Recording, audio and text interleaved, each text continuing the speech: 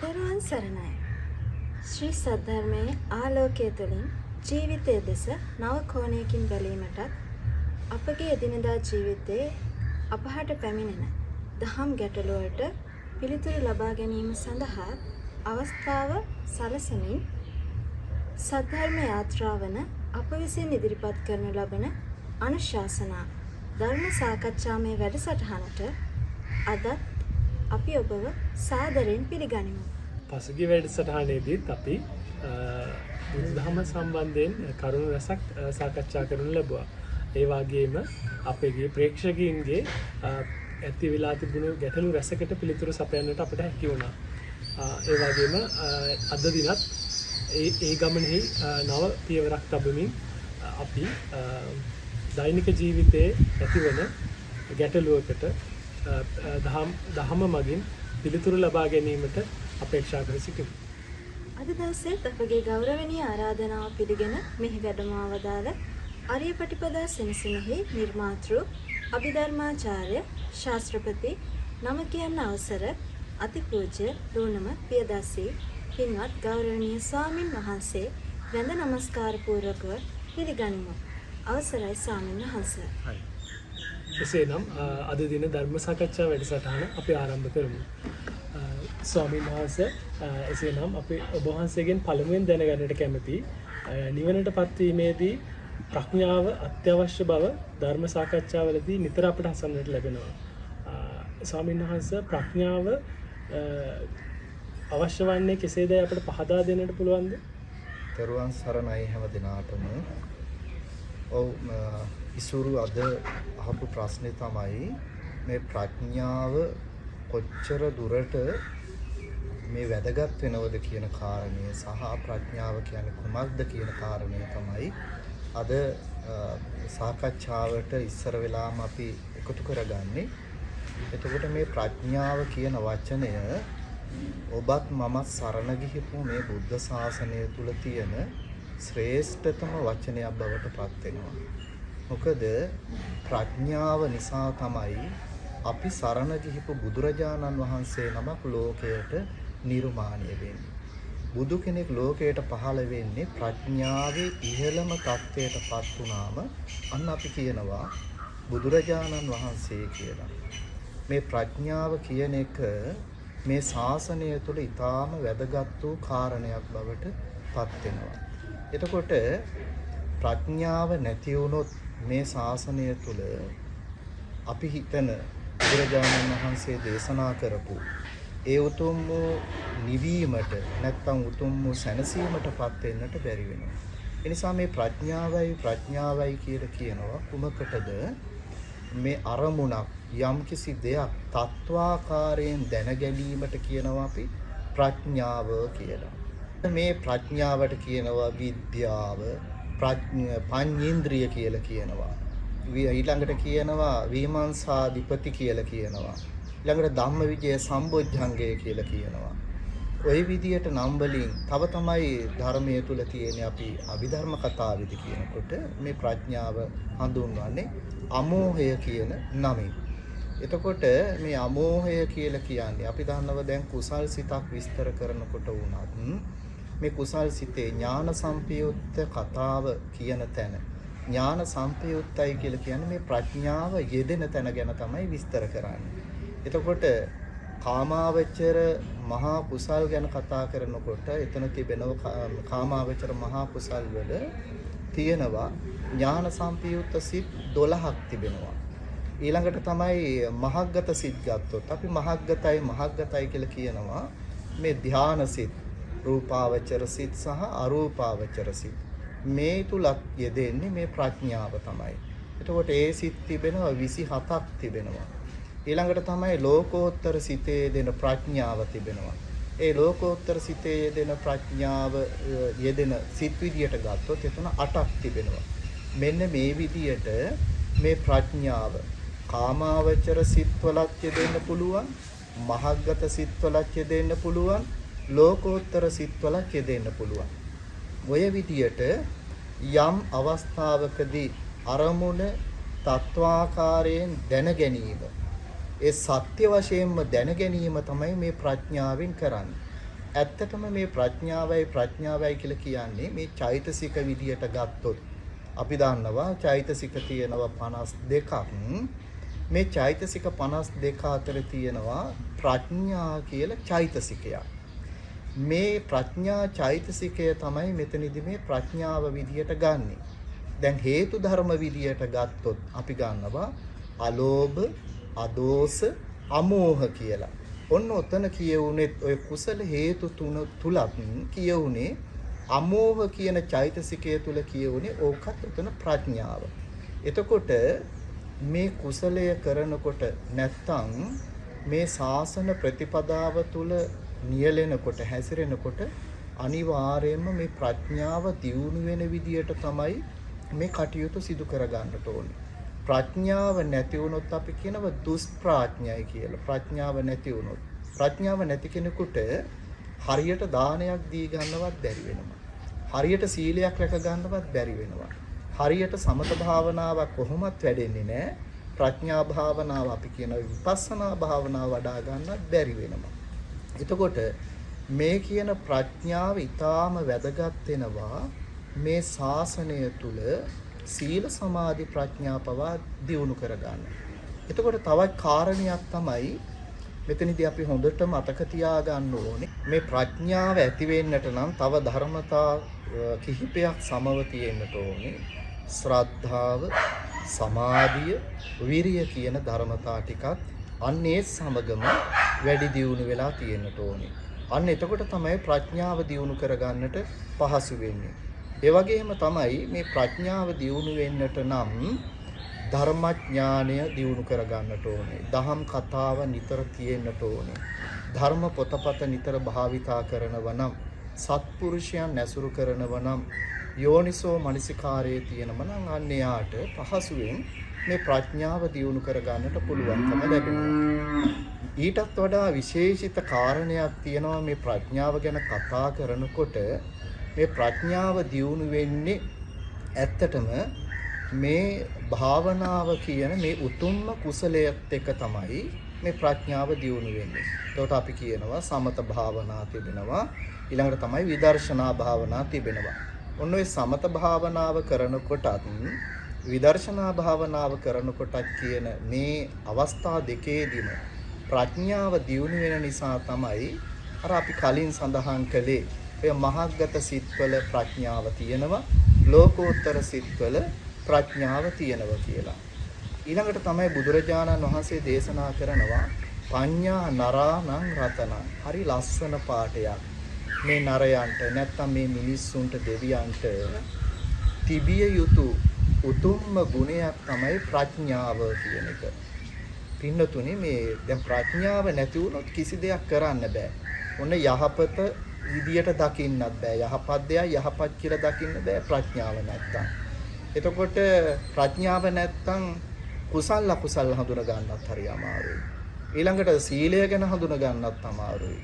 දානය ගැන හඳුන ගන්නත් අමාරුයි. ප්‍රඥාව තියෙන කෙනෙකුට තමයි කුසලය විදියටත් අකුසලය විදියටත් ආනිසංසය විදියටත් කර්මඵලයේ විශ්වාසය ආදියත් හොඳට විමසන්න පුළුවන්කම ලැබෙන්නේ ප්‍රඥාව තියෙන නිසා. ප්‍රඥාව තියෙන කෙනෙකුට තමයි ඔය වැඩේ හරියට කරන්න පුළුවන්කම ලැබෙන්නේ. ඕන අරමුණක් සත්‍ය ලෙස දැකීමට හැකියාව ලැබෙන්නේ ප්‍රඥාව තුලින්. ඇත්තටම සරලවම කිව්වොත් මේ ප්‍රඥාව කියන එක ඔන්න ප්‍රඥාව තියෙන කෙනෙකුට තමයි අනිත්‍ය, දුක්ඛ, අනාත්ම කියන ත්‍රිලක්ෂණය පවා හරියට හඳුනා ගන්න පුළුවන්කම ලැබෙන්නේ. අරමුණක් ගත්තට පස්සේ පහළ වෙන අරමුණ තුල අනිත්‍ය ස්වභාවය, දුක්ඛ ස්වභාවය, අනාත්ම ස්වභාවය කියන මෙන්න මේ ත්‍රිලක්ෂණය මනා ලෙස හඳුනා ගන්න පුළුවන්කම ලැබෙන්නේ ප්‍රඥාව තියෙන කෙනෙකුටම තමයි. හැබැයි ප්‍රඥාව නැති කෙනෙකුට එයාට තේරෙන්නේ නැහැ. එයාට නිට්ටයයි කියලා වැටහෙන්නේ. සැපයි කියලා වැටහෙන්නේ. ආත්මයි කියලා වැටහෙන්නේ. එතකොට මේ ලෝකේ අනිත්‍ය ලෝකය ප්‍රඥාව නැති කෙනෙක් හිතන්නේ නිට්ටයයි කියලා. ප්‍රඥාව නැති වුණාට පස්සේ මේ දුක් සහිත ලෝකය හිතන්නේම සැප සහිතයි කියලා. එතකොට මේ අනාත්ම වූ මේ ලෝකය ප්‍රඥාව නැති කෙනෙක් නිතරම අරමුණු කරන්නේ හිතන්නේ ආත්මයක් තියනවා කියලා. ඔන්න දැන් ප්‍රඥාව නැතිකමේ අතර වෙනස. ඒ නිසා තමයි මේ ප්‍රඥාව දියුණු වෙන්න තමයි දාණයෙන් පටන් ගත්තොත් නිවැරදිව දන් දෙන්න පුළුවන්කම ලැබෙන්නේ. නිවැරදිව සිල් රකින්න පුළුවන්කම ලැබෙන්නේ. නිවැරදිව බණක් අහන්න පුළුවන්කම ලැබෙන්නේ. ඔය මේ සෑම කුසලයක්ම නිවැරදිව කරන්නට පුළුවන්කම ලැබෙන්නේ ප්‍රඥාව තියෙන කෙනෙකුට. ඒ නිසා ප්‍රඥාව තියෙන කෙනෙක් තමයි ධ්‍යාන මාර්ගඵල ලබන්නේ. එතකොට අපි කිව්වොත් රහතන් වහන්සේලා බවට පත් වෙන්නේ ප්‍රඥාව තියෙන නිසා. ඊළඟට තමයි පසේ බුද්ධත්වයට පත් වෙන්නේ ප්‍රඥාව තියෙන නිසා. ඊළඟට සම්මා සම්බුදුරජාණන් වහන්සේලා බවට පත් වෙන්නේ ප්‍රඥාව තියෙන නිසා. ඊළඟට ඊට පස්සේ යටමාර්ගඵල ගත්තොත් සෝවාන් සකු르දාගාමි අනාගාමි කියන මාර්ගත්‍රයටපත් වෙන්නට අනිවාර්යයෙන්ම මේ ප්‍රඥාව ඕන වෙනවා. එතකොට මේකෙන් පැහැදිලි මෙන්න මේ ධම්ම ඉගෙන ගැනීම තුල ඉඳලා ධර්ම අධ්‍යයන කටයුතු වල පටන් ගත්තට පස්සේ ඊළඟට ධර්මයේ මෙනෙහි කිරීම, පොතපත කියවීම, බණ ඇහිීම, ඊළඟට ඒ අහපු බණ මෙනෙහි කිරීම ආදී හැම වෙලාවකදීම මෙන්න මේ ප්‍රඥාව තමයි මොහොතින් මොහොත දියුණු වෙන්නේ. ඒ නිසා මේ ප්‍රඥාව අධිපතිත්වයෙන් කටයුතු කරනකොට අපි කියනවා පඤ්චේන්ද්‍රිය කියලා කියනවා. ඉන්ද්‍රිය කියලා කියන්නේ ඊශ්වරත්වය කියන එක. අධිපතිත්වය කියන එක. හැම වෙලාවකදීම ප්‍රඥාව ඉස්සර වුණාට පස්සේ අන්නේ සිතට අපි කියනවා ඥාන සම්පයුක්ත සිතක් කියලා. ඒ නිසානේ ඔය කාමාවචර මහා කුසල් වල තියෙනවා ඥාන සම්පයුක්ත සිත් තියෙනවා. ඊට පස්සේ තමයි මහග්ගත සිත් කොහොමත් අපි කියනවා ධානා සිත් ගත්තට පස්සේ එතන කොහොමත් ප්‍රඥාව යෙදෙනවා. ලෝකෝත්තර සිතේ මේ කොහොමත් එතනදී ප්‍රඥාව යෙදෙනවා. ඔන්න ඔය නිසා මේ ප්‍රඥාව කියන දේ ඊටාම වැදගත් වෙනවා. හැබැයි මෙතනදී එක කාරණයක් මතක තියාගන්නට ඕනි ඉසුරු. මොකද්ද දන්නවද? මේ ප්‍රඥාවයි කියලා හිතන්න පුළුවන් දැන් අකුසල පැත්තේ. අකුසල පැත්තේ යමක් කරනකොට හිතන්න පුළුවන් අන්න හොඳ නුවණැති වැඩක් කළා කියලා. අපි කියමු ප්‍රාණඝාත කරන කෙනෙක් ඉන්නවනේ. මේ ඊට පස්සේ ඉන්නවා සොරකම් කරන කට්ටිය ඉන්නවා. බොරු කියන අය ඉන්නවා. අපි හිතනවා මේක ප්‍රඥාව තියෙන නිසා තමයි මේ වැඩේ කරේ කියලා. එතකොට මේ ප්‍රඥාවයි කියලා කියන්නේ සෝබන සාධාරණ චෛතසිකයක්. එතකොට මේ ප්‍රඥාව කියලා කියන්නේ සෝබන චෛතසිකයක් විදියට වැඩ කරන්නේ. ඊළඟට අකුසල පැත්තේ සොරකම නැත්නම් අපි කියනවා ප්‍රාණඝාතය නැත්නම් අපි කියනවා මුසාවාදය ආදී කුදුමහත් අකුසල කටයුතු ගත්තොත් ඒ ඔක්කොම වැඩ කරන්නේ අකුසල සිතක. හැබැයි අකුසල පැත්තේ මෝහය මිසක්වා අමෝහය වැඩ කරන්න විදියක් නැහැ. ඒ නිසා වැරදියට ගන්න නරකයි අකුසල පැත්තේ එහෙනම් මේ නුවණ යෙදිලා නේද මේ වැඩ කරන්න කියලා. එතනදී ඒකට වඩා මං හිතනවා සුදුසුම වචනේ තමයි ඔය අකුසල පැත්තේ විස්තර කරනකොට ඒ අකුසලයේ කරන්න තියෙන ඒ වෙලාවේ අකුසලයට තියෙන කැමැත්ත තමයි ප්‍රබල වෙලා තිබෙන්නේ. අපි කියන මේක අකුසලයේ කරන්න තියෙන දක්ෂතාවය නේ. ඔතන තියෙනවා කපටිකම, කෛරාටිකකම සහ ඒ තුල යෙදෙන්න තියෙන දක්ෂතාවය. එතකොට මේ ප්‍රඥාව කියලා කියන්නේ ඊට වඩා ශ්‍රේෂ්ඨ දෙයක්. කුසල පැත්තේ කුසල් සිතක යෙදෙන කුසලයක් කරනකොට ලෝකෝත්තර මාර්ගය පවා විවර කරගන්න තියෙන උතුම්ම ගුණයක් තමයි ප්‍රඥාව කියලා කියන්නේ. ඒ නිසා අකුසල පැත්තේ වැඩ කරන්නේ ප්‍රඥාව නෙමෙයි. අකුසල සිතත් එක්ක වැඩ කරන්නේ මෝහය මුල් වෙච්ච දක්ෂකම, කපටිකම, ඒ සඳහා යෙදෙන්න කැමැත්ත කියන එක. නේද? ඒතකොට ඒ නිසා ඔන්න ප්‍රඥාව කියන්නේ උතුම් දෙයක්. ඇත්ත ඇති සැටියෙන්ම දකින්නට තියෙන නුවණට කියනවා අපි ප්‍රඥාව කියලා. අන්න ඒ නිසා මේ ධර්මකාමී හැමෝම දියුණු කරගත යුතු ගුණාංගයක් තමයි ප්‍රඥාව කියන එක. එතකොට මේ ප්‍රඥාව තිබුණොත් තමයි ප්‍රඥාව සමගම කුසලයක් කළොත් තමයි ත්‍රි හේතුක ප්‍රතිසන්දියක් පවා ලබන්නට පුළුවන්කම ලැබෙන්නේ. ප්‍රඥාව නොයදුනොත් අපි කියනවා ඥාන විප්පයුත්ත කුසල් කළොත් දැන් අපිට මල් පූජා කරන්න පුළුවන්, දන් දෙන්න පුළුවන්, බණ අහන්න පුළුවන්, ඕනම දෙයක් කරන්න පුළුවන්. හැබැයි එතන නුවණ යෙදුනේ නැති වුණොත් අන්නේ සිත්වලට විපාක විදියට ලැබෙන්නේ ප්‍රතිසන්දියේදී දි හේතුක ප්‍රතිසන්දිය. ඇයි නුවණ යෙදිච්ච නැති නිසා. නමුත් යම් කෙනෙක් නුවණින් යුතුවම කර්මය කර්මඵලය විශ්වාස කරගෙන ආනිසංස දැනගෙන ඊළඟට තමයි හරියට ඒ අරමුණ දැනගෙන සත්‍ය විදියටම දැකගෙන ඒ කටයුත්ත කරනවා නම් අන්‍යයාගේ නුවණ වැඩෙනවා, නුවණ දියුණු වෙනවා. ප්‍රඥාව දියුණු වෙච්ච නිසා එයාට ඥාන සම්ප්‍රයුක්ත කුසලයක් ඇති වෙනවා. ඒක විපාකයකට විදියට ත්‍රි හේතුක ප්‍රතිසන්දියක් ඇති වෙනවා. අන්න ත්‍රි හේතුක ප්‍රතිසන්දිලාභියෙකුට තමයි හරියට ඥාන අභිඥා උපද්දවා ගන්නට පුළුවන්කම ලැබෙන්නේ. එතකොට ත්‍රි හේතුක ප්‍රතිසන්දිලාභියෙක්ම වෙන්නට ඕනේ. කියන්නේ නුවණ තියෙන්නටම ඕන.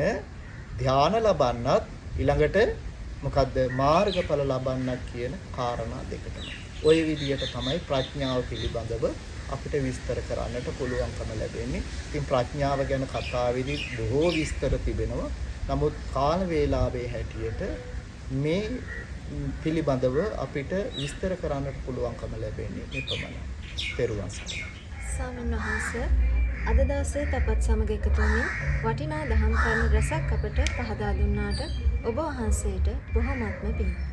අද දවසේත් අපි බොහෝ ධර්ම කරුණු රසක් සාකච්ඡා කළා. ඒ වගේම මේ ධර්ම කරුණු අපගේ ජීවිතය සාර්ථක කර ගැනීමට පිටුවහලක් වේවායි අපි ප්‍රාර්ථනා කරමු. අද දවසේ අපත් සමග එකතු වුණේ මේ දහම් වැඩසටහනට සම්බන්ධ වූ ඔබ සියලු දෙනාටම බොහොමත්ම ස්තුතියි. මෙවැනිම තවත් දහම් වැඩසටහනකින් නැවත සම්බන්ධ වීමේ අරමුණෙන් දැනට සමුදෙනවා. ඔබට තෙරුවන් සරණයි. අනුශාසනා